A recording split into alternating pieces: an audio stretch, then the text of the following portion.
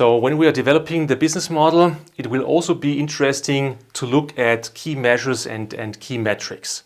So while we are building up the model, there should be certain numbers, certain key aspects that are usually included in the typical patterns of such business models. And so the measures or metrics, they really depend on two different aspects. Number one is the growth stage of the business model. So are you at a very early stage of growth or also early stage of development of the industry or at a later stage? And number two is like what type of industry are you in and what type of business model pattern are you in?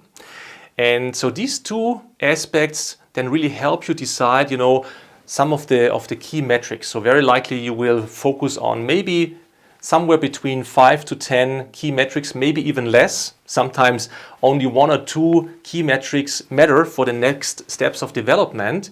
However, as a team, you need to be aware that you should be looking at some of these key measures because only those allow you to frame out test settings and to really test your hypothesis.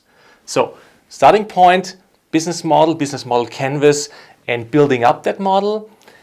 And then the next step, figuring out, okay, how can you measure, what are the most important metrics, and how can you test those?